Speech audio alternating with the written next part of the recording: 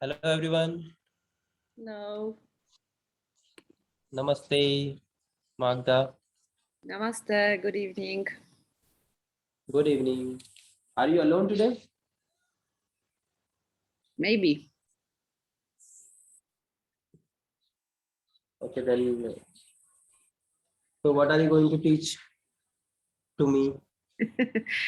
I don't think I can teach you anything. You know everything, so I cannot teach you. I am prepared. I have my notes with different asanas, but Okay. So how much time did it take to make this note? from yesterday, 2 days. Okay. So what did you make that? I did this Surya Namaskar A and B. Then I did Padangushtasana, Padahastasana, Uttita Trikonasana, and inverted Parvivrata Uttita Trikonasana. Yes, I did then Uttita Parsvakonasana, side angle, and in revolve side angle as well. Parvivrata, Parsvakonasana. The names are very difficult for me. And then I did forward bends, A, B, C, and D. So this Prasarita Padottanasana. I did this inverted praying mudra, Parshvottanasana. Uttita Hasta Padangushtasana and Ardha Baddha Padmottanasana.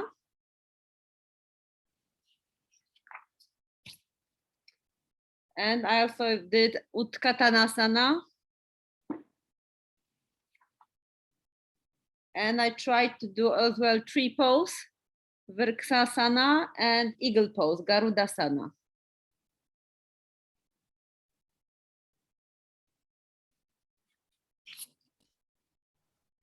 Yes, Magda. Yeah.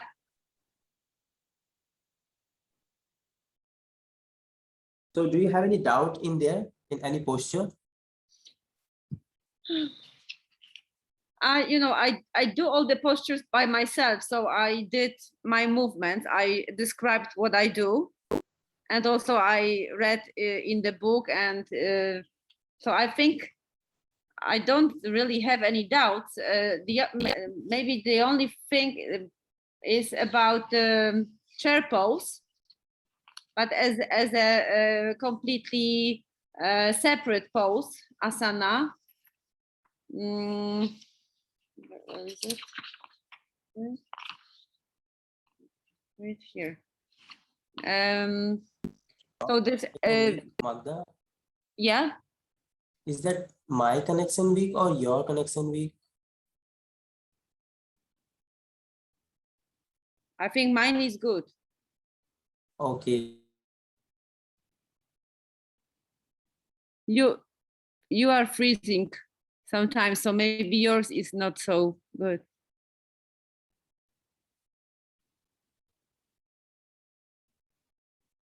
Okay. Do you want... Maybe you can switch off the video and stay on audio. Yeah, I will do it.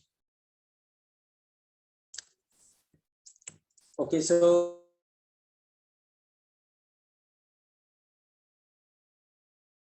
I can't hear you.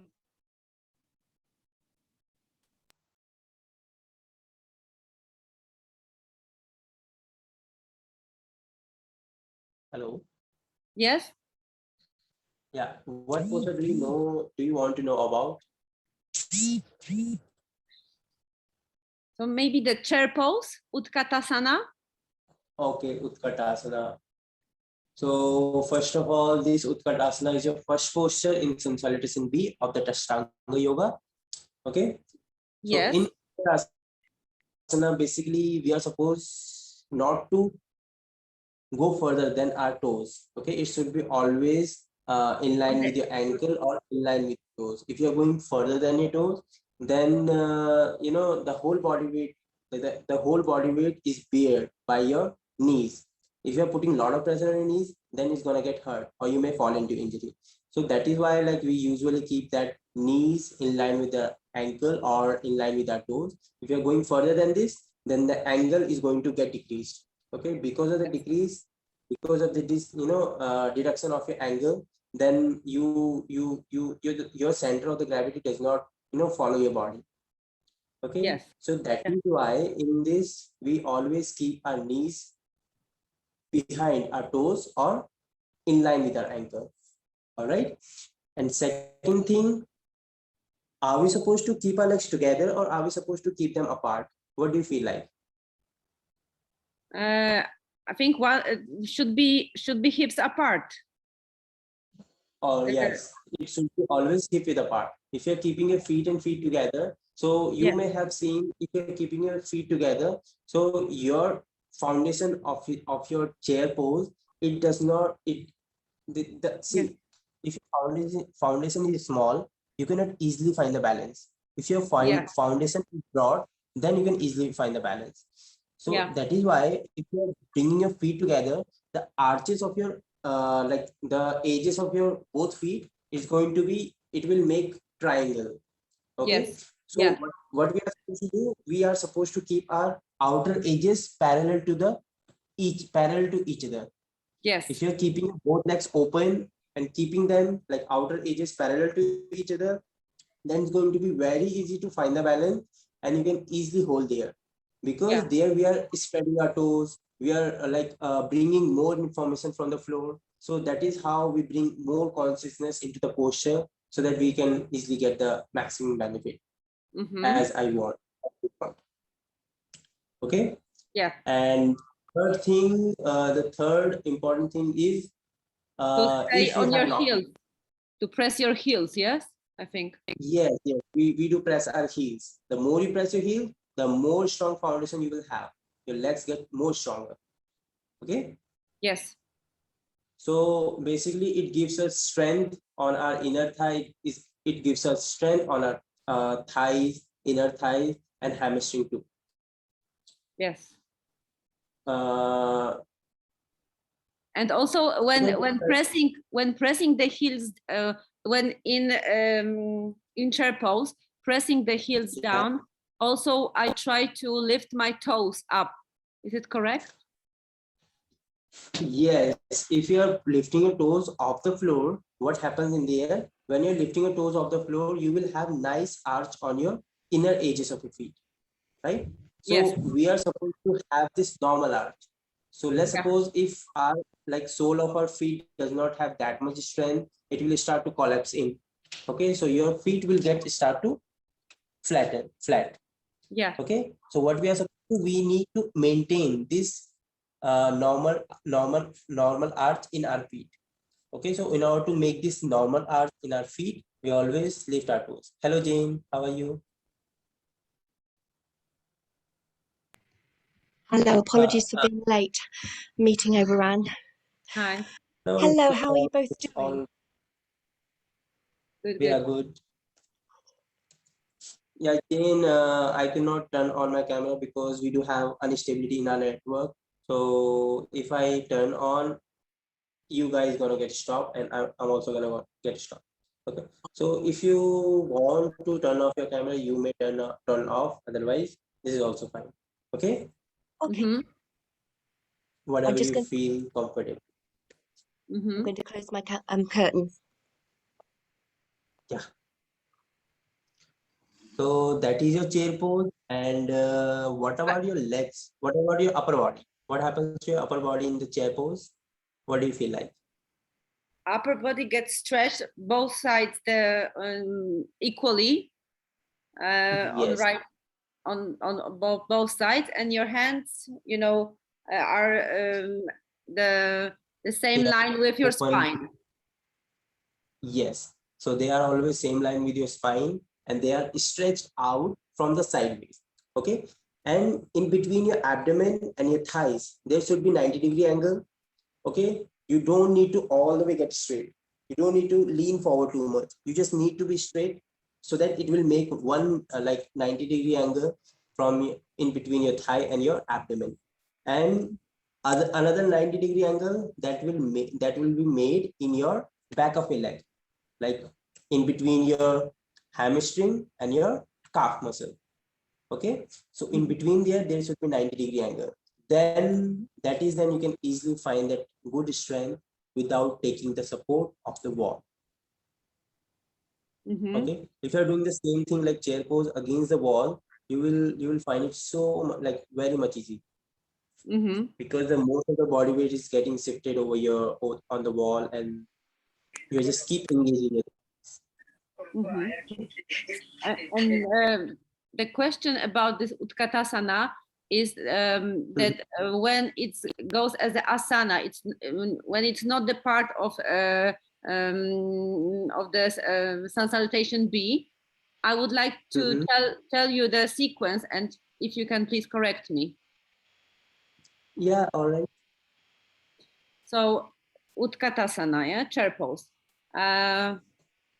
Top of the mat, keep your feet hips apart, press your feet to the mat, Samastiti.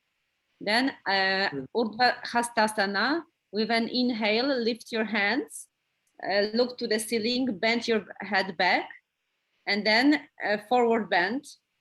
Uttanasana, with an exhale, bend forward, keep your legs straight, slightly bend your elbows, touch your belly to your legs, and exhale. After Ardha Uttanasana, with an inhale, look forward, straighten your spine, straighten your elbows. And with an exhale, jump back to your Chaturanga Dandasana. Inhale, upward facing dog, Urdhva Mukha Svanasana. And then go to your downward facing dog. From here, lift your right leg and place it between your hands to warrior one. Yes. Then again, put both of your hands down and jump into Chaturanga Dandasana, upward facing dog, downward facing dog. Then lift your leg and place it between your hands. Again, warrior one.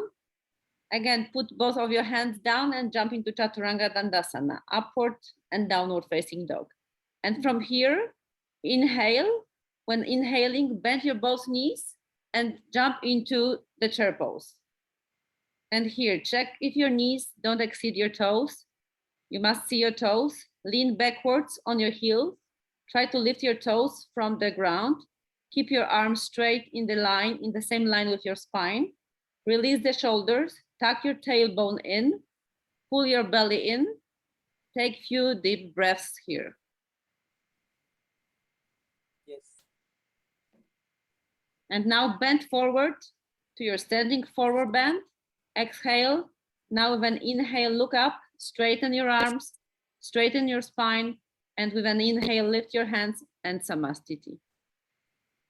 Yes. Yeah. So one more thing I would like to share, add on one thing here. So as you're doing warrior, the sun salutation B, see, I just want you to do sun like chair pose. Just do the chair pose. I will tell you the difference, how it makes. Just in sun salutation B. Yeah, do the chair pose. How do you get in there? Yeah, I want to see you. How do you do chair pose? As part of sun salutation B, or on its own?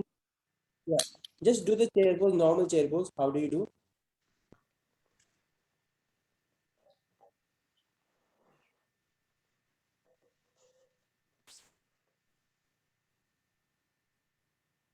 Okay, this is your chair pose. Now just stand up straight into Samastiti. Now placing your both hands beside your feet, hands on the floor. Yes. hands on the floor, look front, halfway look up. Now stretch your arms over the head for the chair pose now. So yes, Jane, yeah, this is your chair pose. So did you feel any difference when you are placing your hands on the floor and you are getting up into chair pose, and without placing your hands, you are coming up into the chair pose? Which one you felt more engaged? I thought my hips were more hinged when I did it from forward fold up. Yeah, absolutely.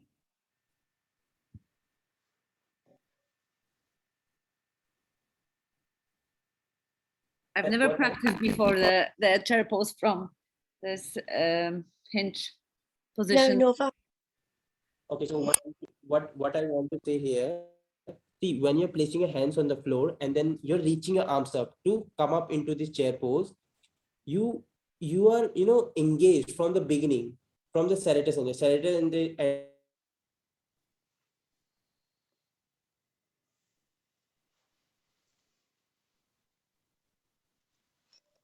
anterior.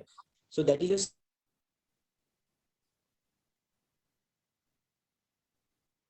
I mean your chest. All right. So when you're placing your hands on the floor, then taking your arms up to come up into chair pose, you will be more engaged with your arms and your upper body. But when you're just standing up into Samasthiti and you're raising your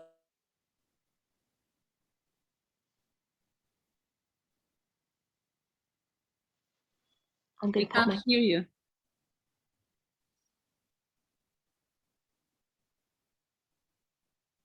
that much engaged. We need to find the engagement from the beginning. If you're losing that engagement, again finding it, it will not work as same as like before. We couldn't hear you for a moment. So, are you suggesting that the first position in sun salutation B shouldn't be inhaling and hands down up, instead of it put it down? Yes, we need to just keep our hands first on the floor. Then after that we need to take our arms so that we will find that engagement from the sideways. Okay. Yes. So you just need to bend forward and placing your hands on the floor and then reaching your arms up into chair pose. Just do not just stand up and take your arms into chair pose and bend your leg. So this is a chair pose. So in this chair pose, what are the muscles that you in that you feel stretch? Your thigh muscles, thighs. Your thigh muscle, basically, that they get engaged. Okay, so you're just strengthening that part. You're not just stretching. So what else? Just try figure it out. Your abdomen, your torso, your spine, and calf muscles. Your calf muscles.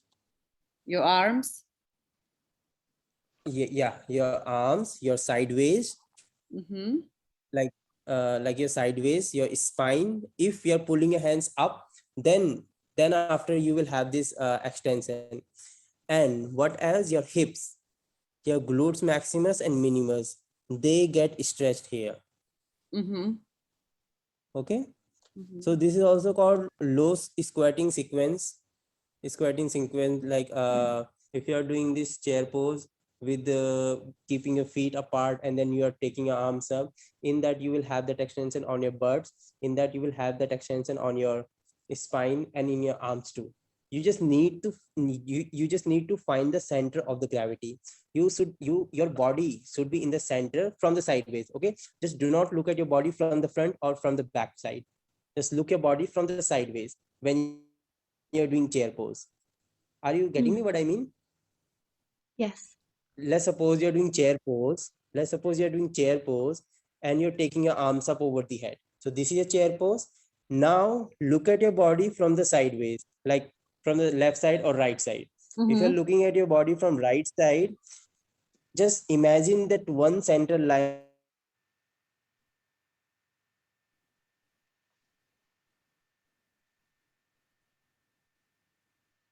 Okay, center of like just try to engage whole body in the center.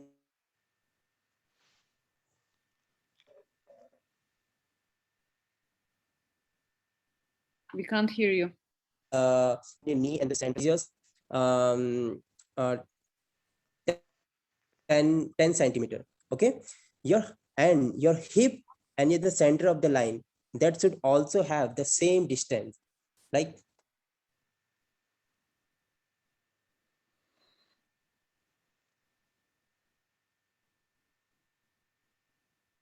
from your heel to your hips would be evenly distributed.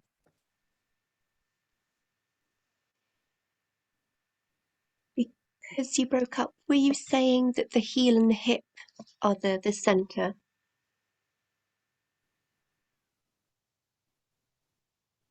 Hey Magda, did you hear me? No, we didn't hear you. We didn't hear you. Okay, so what I was trying to say, that imagine that there is one like one straight line from your heel to your head. Okay. Yeah.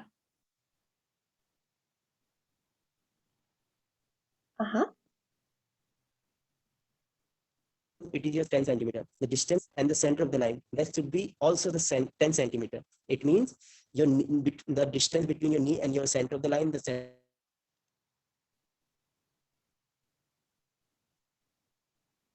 I didn't get this 10 centimeter Like distance. you're pushing forward, your hip is getting close to the center of the line and your abdomen is pulling back and all. You just need to find the center of the line and try to get close to the center of the line. Okay. Uh-huh. You have to get away from the center. Mm-hmm.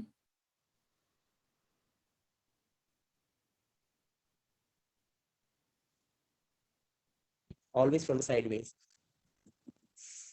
Okay, Magda, did you understand what I mean? Yes, I did. Yeah. Although your connection is breaking down all the time.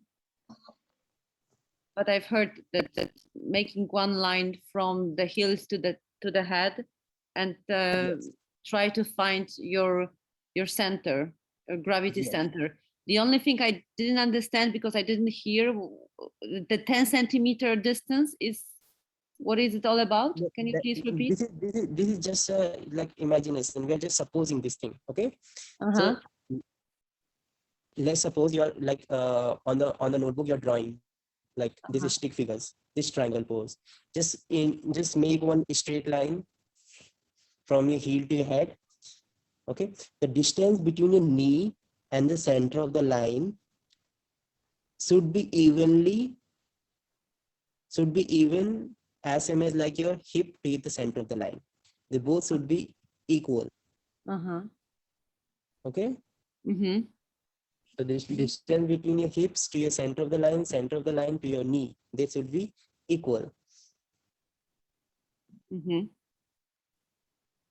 After that, you can easily find the strength on your leg because we are trying to get closer to the center of the line. If you are pushing your knee forward, if you are pushing your hip forward, if you're pushing your hip close to the center of the line, then it will be uneven. Okay, make sure that from the center of the line, your half of the body part is in front, half of the body part is backside, so that it will be divided, like evenly distributed.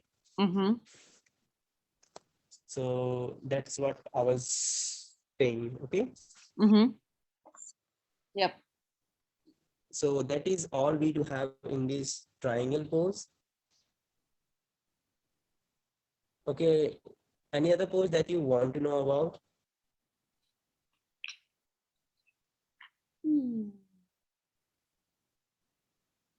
I have more or less, all those poses prepared, so not really have any questions. Okay, then let's talk about that revolve triangle pose. Triangle pose. Did we talk about the revolve triangle pose? Inverted triangle pose, yeah? Yeah, inverted triangle pose. Yes. Okay. Okay, so in inverted triangle pose, basically what do? We just try to twist our spine from a thoracic. In our hip joint, in our pelvic girdle, see the bottom of your spine, you may know we do have sacrum, we do have lumbar portion, thoracic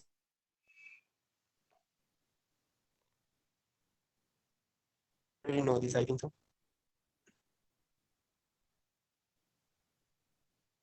Hello. Hello? Yeah. Do you guys know that like we do have Oh, sorry, it's broken up again.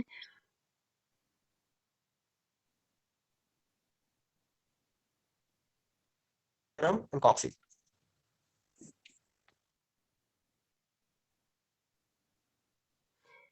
The internet connection is broken, so we're hearing odd words, but not the full sentence. Sorry.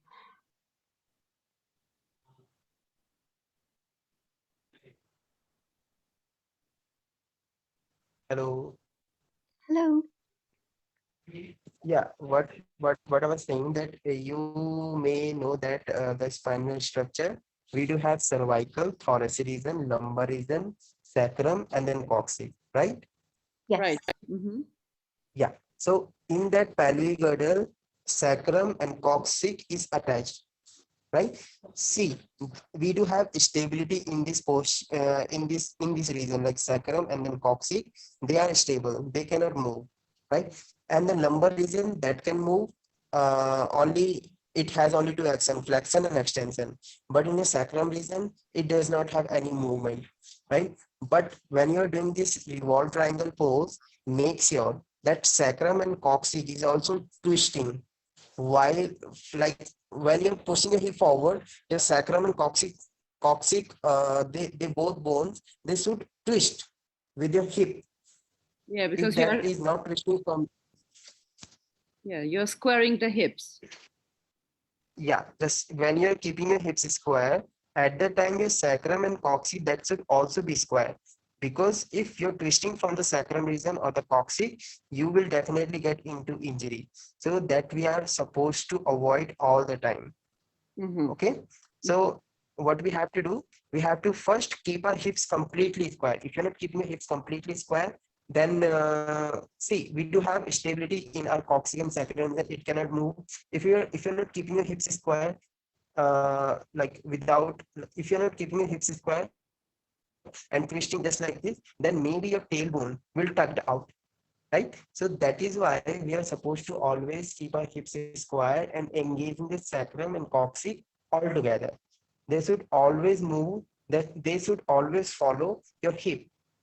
If your hip is moving out to the right side, then your coccyx and sacrum should also move outside. Okay, Mm-hmm. not all the time, but the maximum time if you're like, if you are twisting your spine. Mm-hmm. All right, because that is in the center, in between your right hip and left hip. Mm-hmm.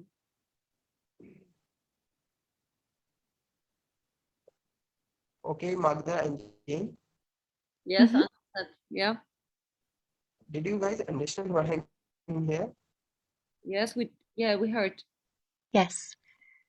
Yes. Your And coccyx and sacrum. so one, yeah, once your hips are square, then you can bend forward like into 90-degree angle and then placing your alternate hand. Let's suppose your right leg is in front or left leg is in front, your other arm will supposed to press down into the mat.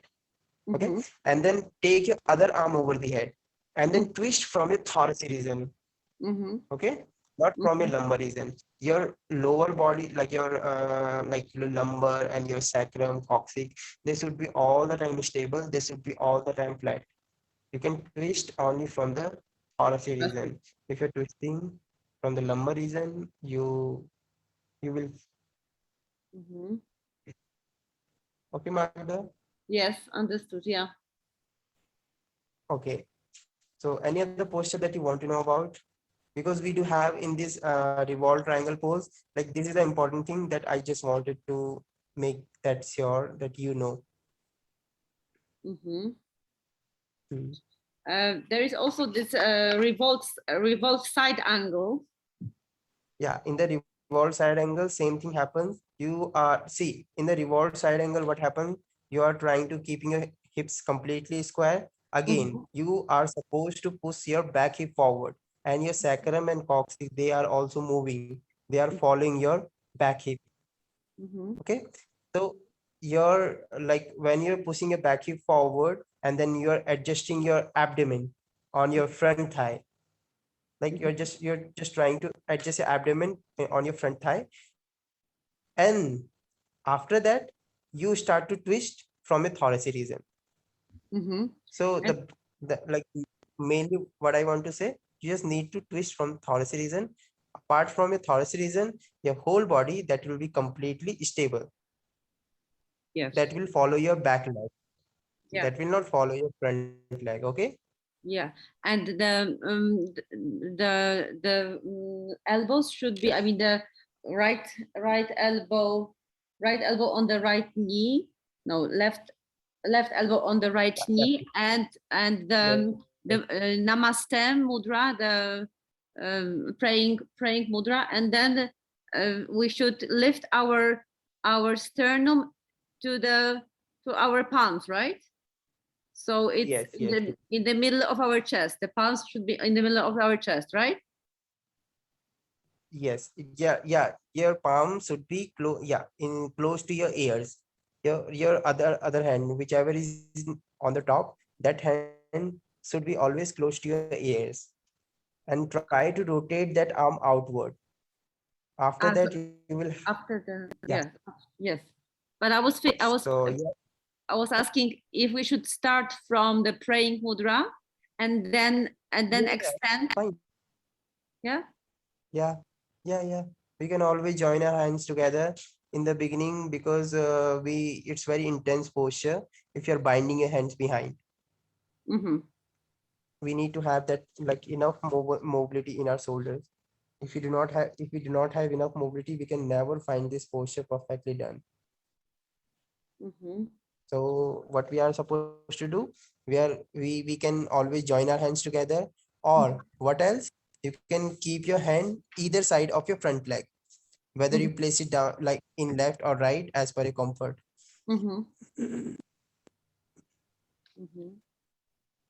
And the bird of paradise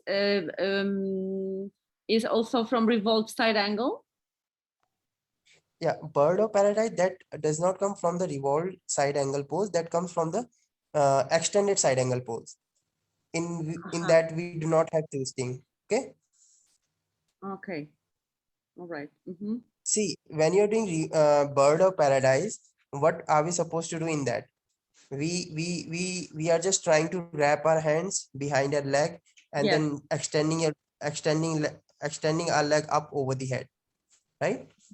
So just first we need to find enough flexibility on back of our knee, and adjusting our leg behind our arms, and then wrapping your hands behind and grabbing your reach and pulling up high. The more you open your chest, the more extension you will have in this bird of paradise. The moment when you lose your chest forward, like you do not like engage your chest, then it's going to be hard to reach your leg up. See, one more thing I want to add here, that whenever your one leg is in front and other leg is backward, your back leg is always supposed to rotate inward, and front leg, that is always supposed to rotate outward. Let's suppose you're doing Hanumanasana, front split. Your one leg is in front, other leg is in backward, right? So in the back leg, that is rotating inward, but front leg, that is rotating slightly outward, right? You may have felt that. Right? The same thing happens in your bird of paradise when you're trying to reach your upper leg. I'm just talking about upper leg, okay? So when you're trying to extend your upper leg up over the head, so that is supposed to rotate outward. This is the common mistake we usually do. We try to rotate that leg inward. The moment when you rotate that leg outward, it will be more comfortable, and you can easily create the space in your pelvic girdle. Okay. Just try to make your toes pointed, and then rotate that leg outward and bring it close to your like side waist. Then come to the posture. So what are the poses that we can do for like as a preparatory for this bird of paradise? Yeah. What can be the preparatory posture for this?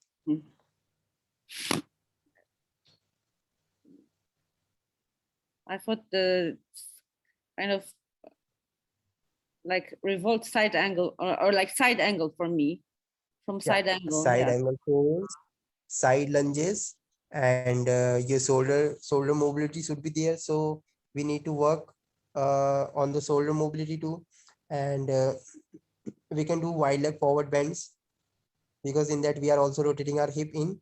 We just need to have that mobility also in our hip joint. And lizard pose. Yes, lizard. Right? And so all these poses you can try. Yeah. What else, Magda?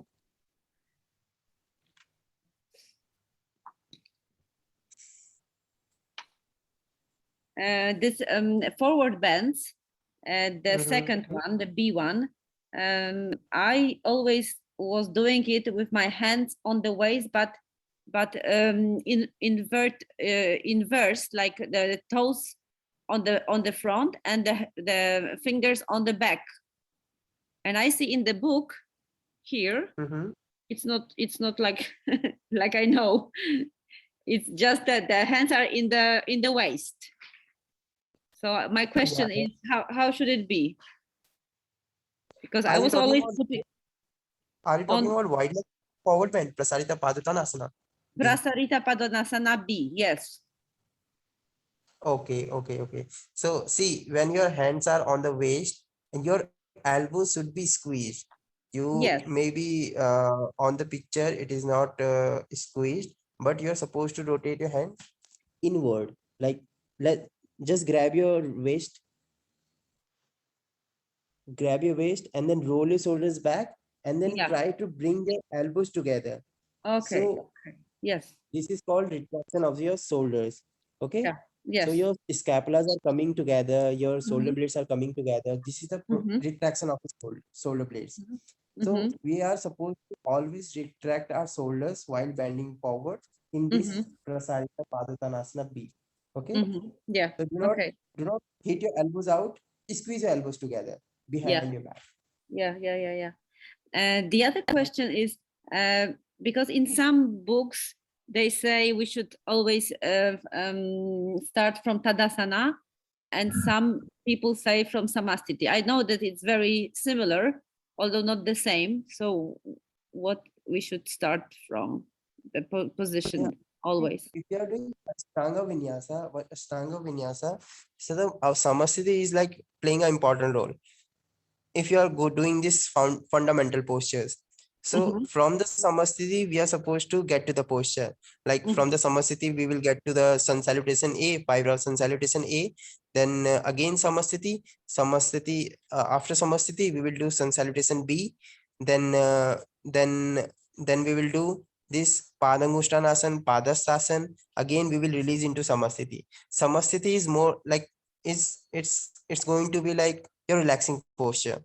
But Samastiti basically, But when you're finishing with Samastiti, should your hands be in Namaste or just hanging the, on the side?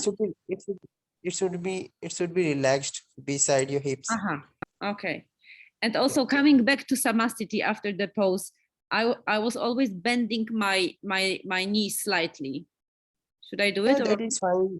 Yeah, we are supposed to bend our legs because we don't want to pressurize our knee joint. So always bend your knees so that your knee will be comfortable to get back. Yeah. In any posture, whether you're doing triangle pose or wide leg forward bend, any posture, we are supposed to bend our legs at the knee because your knee is bearing whole body weight. And our lower back is not working right there at that moment. So always bend your knees so that your knee gets prepared to hold your whole body weight. Yeah.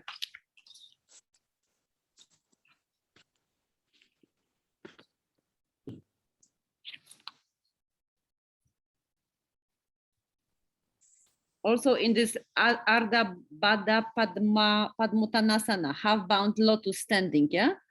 Also coming back from it should be the knee should be bent a bit, yeah?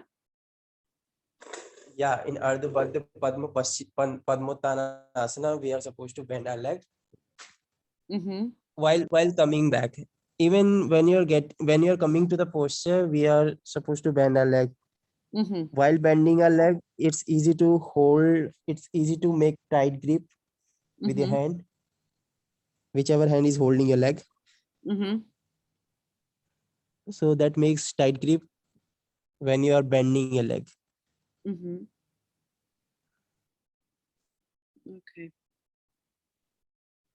And what about, yeah, just I want to speak one more time that Ardha Baddha Padmuttanasana. Yeah. Yeah.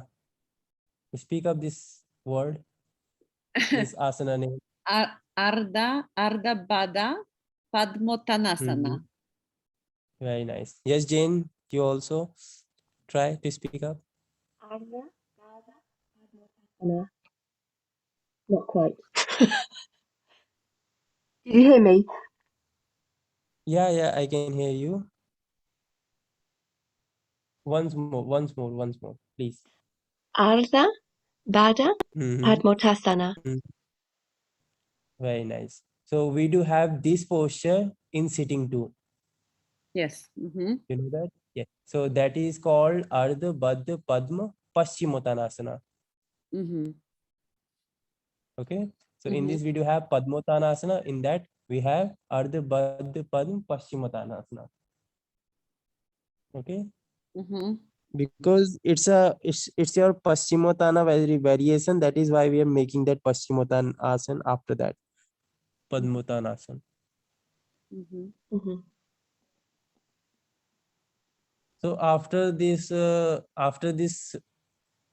Baddha Padmottanasana, how, like, what do we do in order to sit back on our hips into Dandasana? Do you know that vinyasa? Yes. So first the straight, both legs straight, and we bend forward. Then we take we do chaturanga in between, I think. Every pose. Then we take one knee, bend one knee. We sit on the other leg. We take the thigh out of the way, and we bend into the stretch leg. And then on the other side, then again chaturanga. Then we have this half lotus, this Ardha Baddha Padmottanasana, but sitting with lotus, yeah? Yeah. So no, what I was asking something else. I was asking that when you are standing and you're doing this half lotus forward bend, right? So after that, what do we do in order to sit back into this Dandasana? Like we do have vinyasa there in standing. After that, do you remember that vinyasa? No. Can you please remind us? Okay. No, I was thinking it was Okay. the same one. Okay, so I'm going to instruct and you guys are going to perform, okay? Okay. It's very easy. It's very easy. No worry. So just stand up straight. Now take your arms up over the head for Urdhva Vrikshasana. Exhale, bend forward. Inhale, halfway look up, Ardha Uttanasana. Exhale, walk your legs back into Chaturanga Dandasana. Inhale, upward facing dog. Exhale, downward facing dog. Now we will hold here for 5 counts. Okay. Now 5, 4, 3, 2, 1. Now you will jump forward into chair pose. Jump forward into chair pose.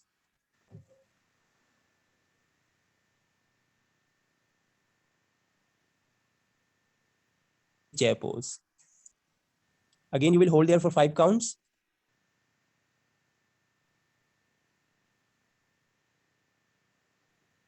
Back, chaturanga.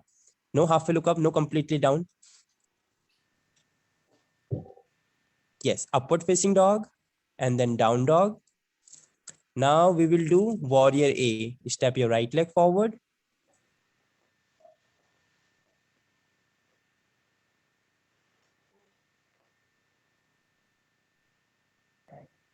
Again, we'll hold 5, 4, 3, 2, 1. Do not get down. Okay. So from here, warrior A, we will do from other leg. Just turn your left foot out, right foot in. Yes. So this is your warrior A. From here, we will do warrior B. Again, you'll hold 5, 4, 3, 2, 1. Now on the other side, warrior B. Good job. So after this, we have Chaturanga Dandasana. Place your hands, jump back. Chaturanga, upward facing dog, down dog. Now we will not hold here. Just directly jump through your hands into Dandasana. Okay, that is how we're gonna come back into this Dandasana. Did you understand, Magda? Yes. And Jane? Did you remember this sequence? I remember in my notes I'd written sun salutation A. Yeah. So after these fundamental poses, we I do wasn't have sure. this vinyasa. Just remember, okay? Mm-hmm. If you're going for vinyasa class, you can add on this sequence too. Mm-hmm. So when we hold in first downward facing dog, then chair pose, okay? Then warrior A from other leg, warrior B, again hold, warrior B other leg, again hold. Chaturanga, upward facing dog, down dog, no holding, jump through into Dandasana.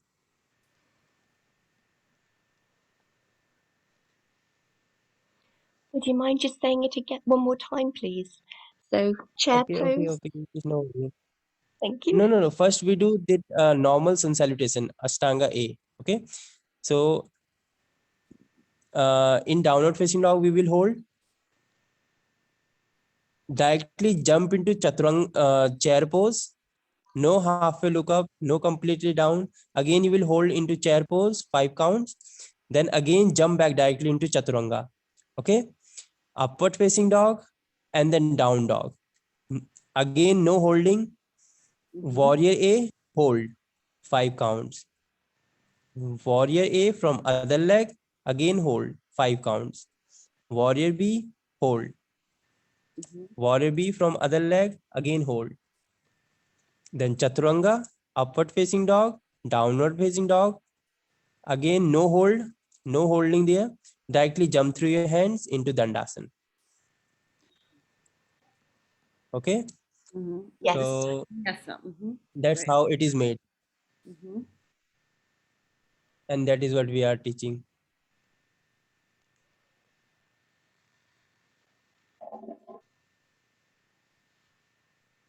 Great. And do you remember that Ashtanga opening mantra and Ashtanga closing mantra? I'm No? very bad. I'm very bad at mantras at all. No, it's very easy. Just just keep on chanting once in a day. This is fine. Just once in a day, you just need to chant. After 1 or 2 weeks, you will understand what is going to be next. Okay, that will come in the flow. Do you want me to chant? Yes, please. Please. Okay, so wait for a while.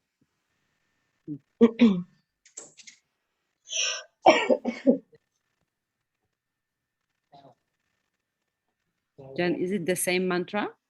The same mantra, opening and closing? Because I don't know. Different ones. If I'm thinking of the same thing as an opening one and a closing one. Okay, so They look both like, yeah. Okay, so join your hands together in front of your heart center. Okay, you just need to repeat after me. All right. We'll start with Ashtanga opening mantra. Vande Gurunam Charanarvinde. Vande Gurunam Charavan Vinde. Charanarvinde. Sandarbh Sita Swatma Sukha Bhavode. Sanda Sita Sandarbh Sita Swatma Sukha Bhavode. Nisreya Sre Janglika Yamane. Nisreya Sre Janglika Yamane. Samsar Halaha Halmo Hashante. Sar Halaha Halmo Hashante. Abahu Purushakaram. Abahu Abahu Purashakara Purushakaram. Sankrichakra Siddharinam. Siddharinam. Sahasrar Samsvetam. Sahasra Sirse Svetam Samsvetam. Pranamamim Patanjalim. Pranamami Patanjalim. Very nice. I will chant Om.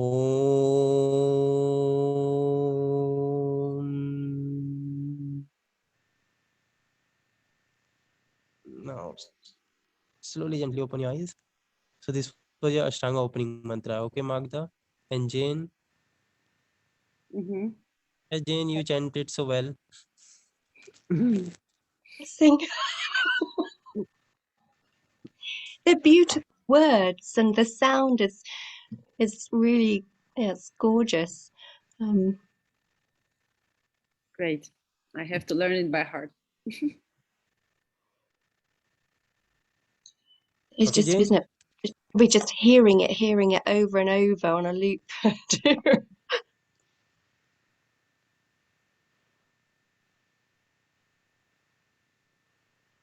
So it's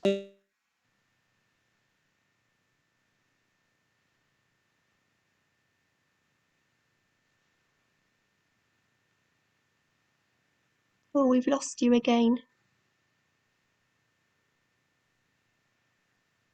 Must be so frustrating for the teachers. You're always having to catch up, and repeat things. Yeah. How are you doing today? Great, really good. Good. I'm well prepared with my all asanas. I've been doing notes for like 2 days. Look how okay, many Magda and Jane, then you keep on talking. Okay, then see you tomorrow. Bye bye. Enjoy your Thank you. See evening you. in the See you morning. tomorrow. Bye Bye bye. bye. See ya. Take care. Bye bye. Enjoy your day. And Bye.